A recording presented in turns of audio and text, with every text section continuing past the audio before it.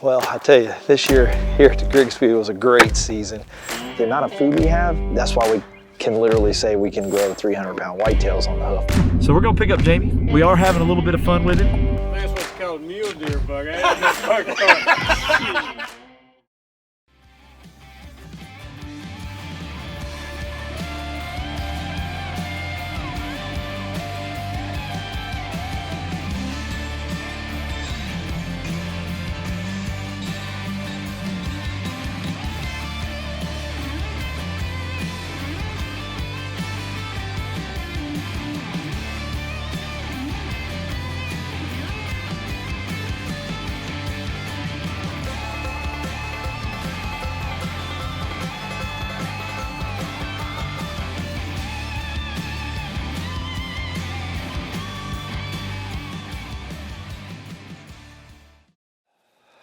Well, it's mid-December here at the Grigsby, and we're done hunting, and we actually have been for a few weeks. I'm just out checking food sources. This is a big turnip and radish patch that has been hit pretty hard. There's still some out here, but man, they have really tore these things up. You can see they're all half-ate and chewing them right down to the ground and pulling them up and eating them.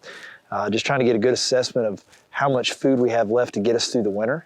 You know, and we manage a property like this every year. Once we hit our quota of bucks that we've chosen to take based on our sightings data, fawn crop, and then, you know, what we're seeing on the trail cams, we just stopped the hunting. Like I've got Jamie, still got a archery tag. He'd love to come back late season. I said, we're done because we've hit the number. So, you know, we work really hard to keep up with the population on the farm.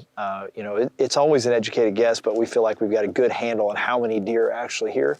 And how we do that is we take the sightings data. Every hunter that comes here fills out a sheet for me every night of what they see. So how many fawns, how many does, how many deer they couldn't identify, how many bucks, and then how many, you know, immature and mature bucks.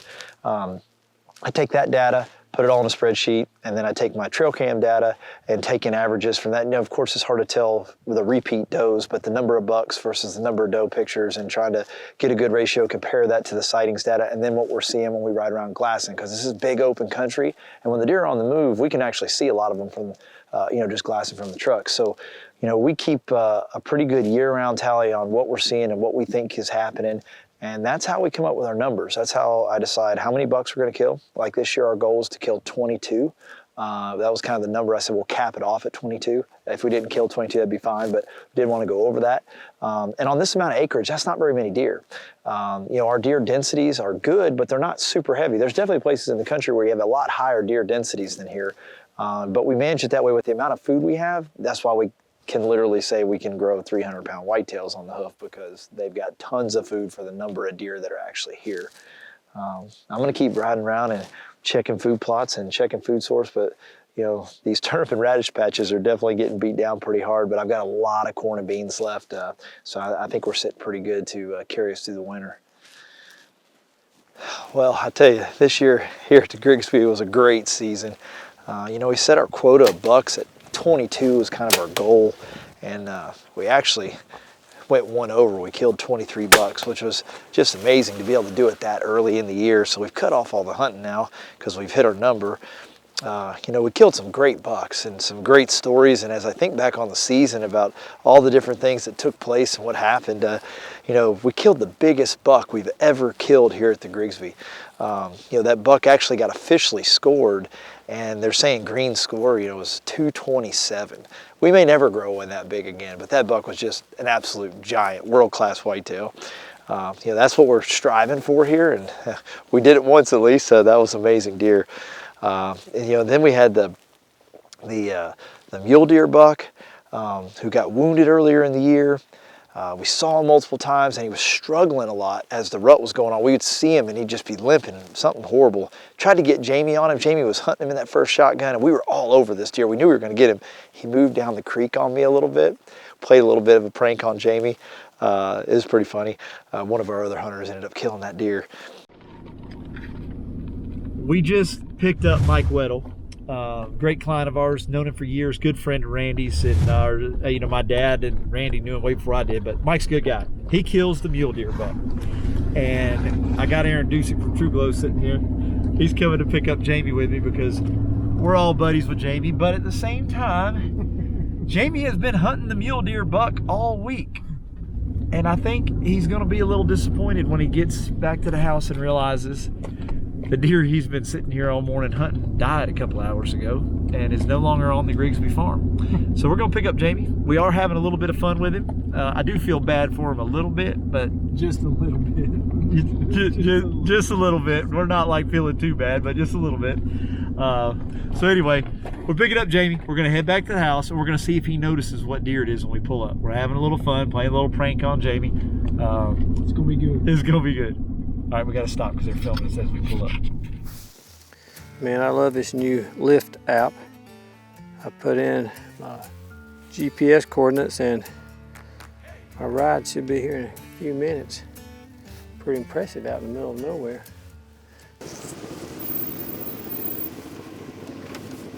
What's up? Did you shoot something? No. You didn't shoot it? No, we had a bunch of, we had the most does I've seen in a while.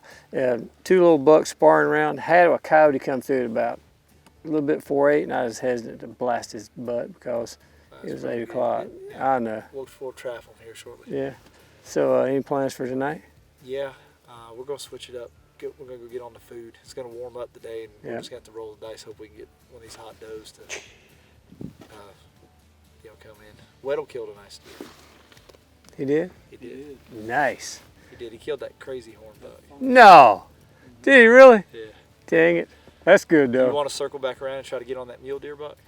We can if you think so. I don't care, whatever. I seen him this morning. Did you? I did. There you Right go. in the middle of your field. Was he really? That little knucklehead. Right in the middle of the field. Of course, we moved this morning, and he's there. All right, that's where it goes. All right, hop in. All right, Let's go. let's do it. We are going to congratulate Mr. Whitetail on his deer. Jamie hadn't seen him yet. Me and Aaron have. Nice deer. It's got kind of crazy rack. One of the ones Jamie had talked about. But the good thing is we got a plan tonight with Jamie for the mule deer buck, right? Yes. Okay, we got a plan. I want to see the mule deer buck. I think you'll see him. I think you'll see it too. I think he's going to be in the field because he was in the field this morning. He was chasing the heck out of that doe. Of course, we moved Jamie and There it goes. hey, anyway, all right. We'll be at the house here in a second. Good gosh. That ain't no, I got, I think that's what you call a mule deer buck. That ain't no fucking We told you he was in the field, Jamie. Sorry, bud. Golly, look at that. Like I said, one man's dream was made, another man's dream was shattered. It's all my fault. That's all right. No, man, I'm glad you got it, baby. All my fault. Yeah, He's acting, he's holding it back really well. He's taking this like a man. He's like down deep. He's like, 3 days in the same tree, 3 days in the same tree. Which trees you get him out of? where I told Down on you. that I'll let bottom, Yeah. because I didn't know we were so close to where you and I had been. Yeah. Oh my, boy, he did break that thing off. There's a split. So here's the deal. You want to kill a big buck, put me in there first. Let me kind of get messed up. And then send somebody in behind me, bam! Bam! You were handling this really well. I'm impressed. I come out and go, he ain't got no fucking heart on the right. I mean, just have some. Then I saw it split. We told Jamie it was the funky horn deer, the one with the messed up rack. And he walked up. I told you he was going to walk up and go, That ain't right. that's not the deer.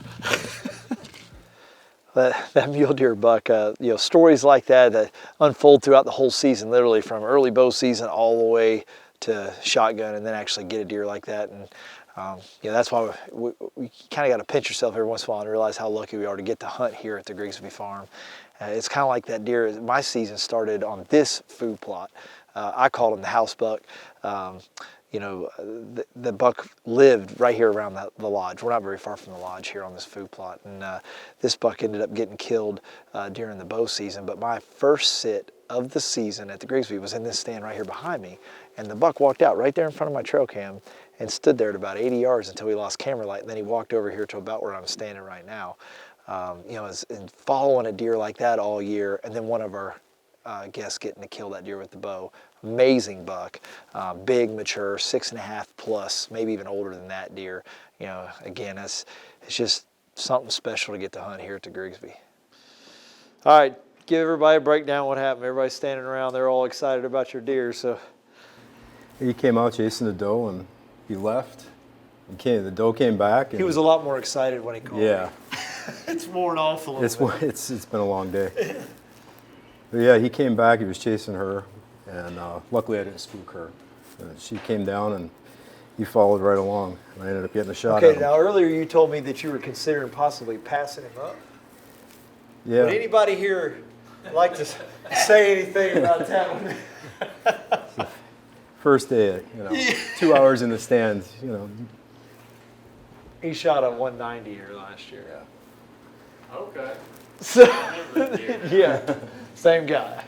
He's got a horseshoe the size of a truck stuffed up somewhere that most of us wouldn't want a horseshoe, but he's got it. Mm-hmm. He's having pretty good luck with the You think? Yeah.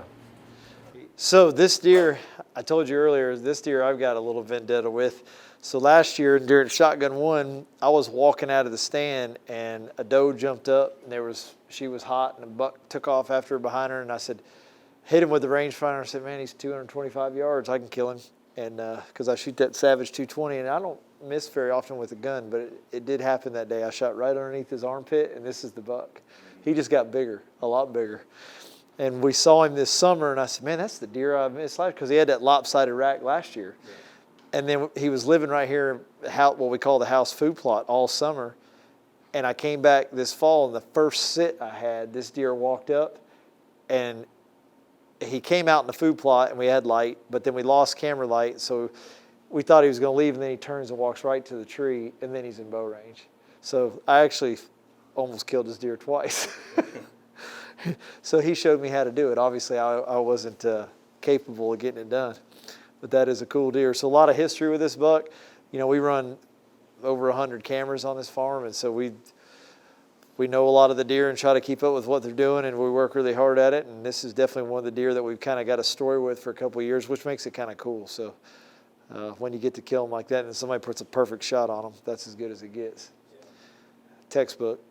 Big, giant Grigsby whitetail. Well, this time of year, we're not hunting at all here at the Grigsby, which is really nice for the deer herd, because this is the time of year when they're the most stressed. I mean, everybody's still hunting hard. They're running deer all over the place, putting a lot of pressure on them. They just came off a very long rut.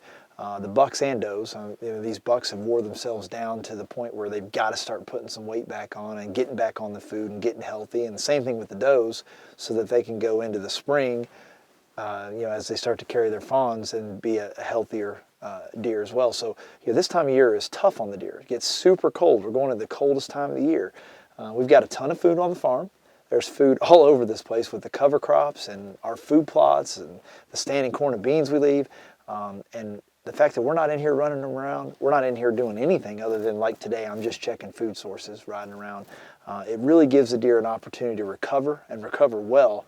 And at the end of the day, it makes our herd a lot healthier and keeps the pressure off. That's why we can get away with a lot more, a lot of guys will say in the stand, because they're just not pressured.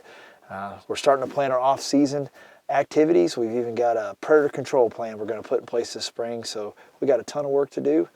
But that's why I love doing it.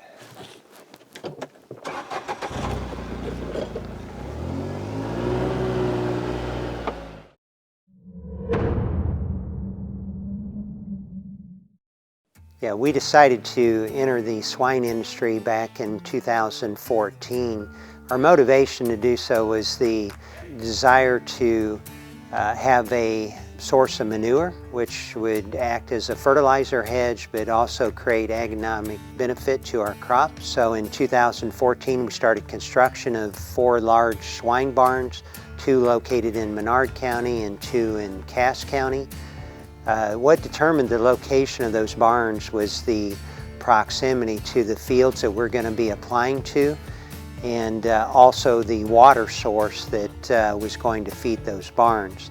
What we chose to do to take a sustainable approach was to service these barns with water via large impoundments or ponds on the farm. So we could capture rainfall in these impoundments, and then we would pipe that water to the barns to support the animals in those barns. For all of our hog barns on the Grigsby, we have multiple water sources that feed the buildings. The reason for multiple water sources is because the demand throughout the year fluctuates quite a bit.